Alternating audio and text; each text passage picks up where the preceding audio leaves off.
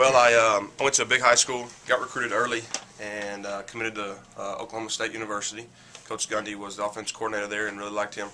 And then after being committed to him for a year, my high school coach got the head coaching job at the University of Houston. So right before signing date, I switched over and changed my commitment, which was obviously a hard thing to do, and went to the University of Houston and had a good career.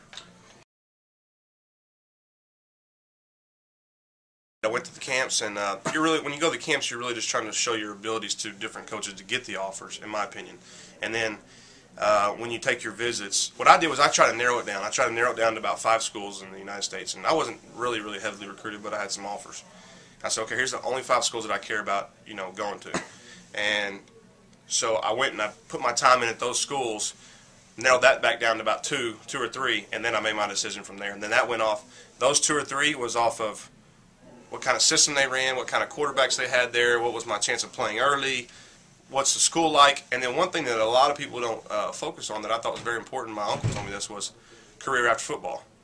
So when I started weighing Houston and Stillwater, I said, I have a better chance of having a job in Houston, building a network while I'm in school with people, and our alumni, and then having a chance for a successful job in Houston outside of football whenever I'm done.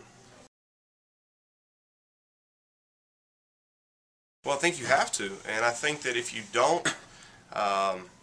there's a lot of guys that I play with right now in the NFL. I mean, Saginaw Valley State, McNeese State, little guys that are playing in the NFL that are multi-million-dollar athletes that got passed up out of high school. And I said, man, how do you get passed up? You were 6'7", 285 pounds. And he said, man, I just went to a small high school. So a little bit of it is on you to get yourself out there, and you won't want to come across as a cocky or arrogant person, but getting out there and doing a camp and putting yourself in a camp is not doing that at all.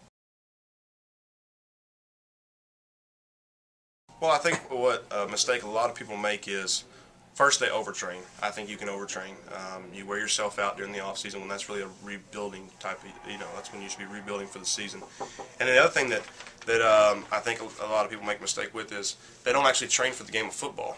They train for the speed and stuff. Yeah, but you're not a track athlete. A quarterback speed is, don't practice with your hand on the ground, because you're standing in a 2-point stance, taking it from under center. Practice all your stuff. Start in that position, and that way it all transfers to the field very well. And don't get caught up in just the training aspect. Make sure it's on the field stuff that's going to be genuine to you.